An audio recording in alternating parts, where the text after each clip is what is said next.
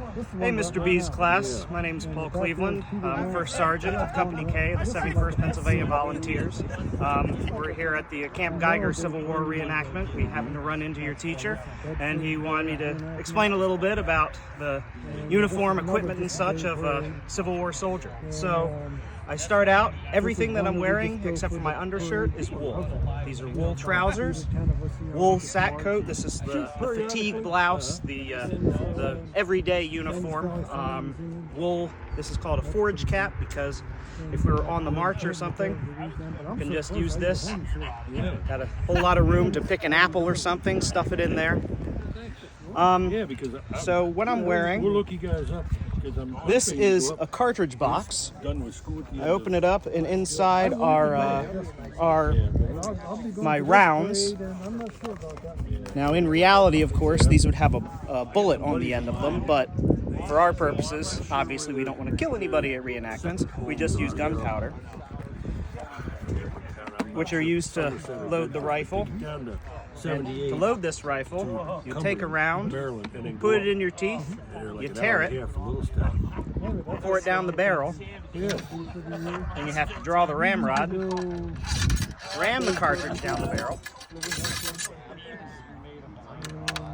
put the ramrod back, and then here, it's called a cap pouch. What's in here are little percussion caps. So what they are is that I put it on this part of the gun. I can put it on here, and then when I pull the trigger, this hammer pulls forward, smashes on that percussion cap, it creates a spark, and ignites the gunpowder and down the barrel.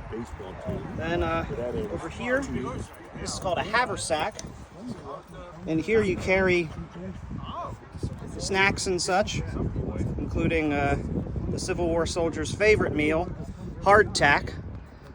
This stuff, unless you put it in water, would break your teeth. But it was one of the most common Civil War foods. So haversack you'd use to store some of your personal items, food and such when you were on the march. When Civil War soldiers were on the march, they'd be issued a couple days of rations.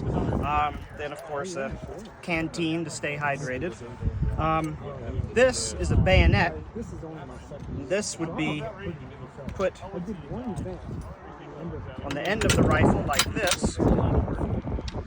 And you'd think that this is used to stab the enemy, and you see in a movie or something they all do a big bayonet charge. Well, they did do bayonet charges, but in reality, I think it's less than 5% of all Civil War wounds were due to bayonets. It was mainly more for intimidation. If you saw the enemy was over there, you snap on the bayonet and start running towards them.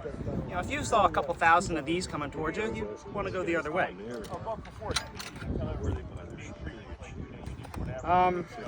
These shoes, these are, they're called brogans, they're leather. These are reproductions of what the soldiers would have worn. In fact, all of this, everything I'm wearing, is a precise reproduction of what a real Civil War soldier would have worn. This is an A-frame tent. If you look inside, it's, now in reality, there would be 4 to 6 men sleeping inside this tent on the ground. But of course, as 21st century reenactors, we make a couple accommodations and have cots and such. But these are still the same kind of tents that they would have used back in the day. This sort of camp would be if they were going to be in one place for a long time. If they were going to be on the march, they'd make sort of these little shelter halves like that there to just be able to throw something up on the march. Guess one last thing so on top of my cap here, you see this this white trefoil with 7-1 in the middle, 7-1 being 71st Pennsylvania. But this symbol, it's sort of the predecessor to the modern military, how they have patches to show what unit you're with. That started during the Civil War. That in the Army of the Potomac, each corps, which is about 10,000 men, like a subdivision of the Army, got its own shape.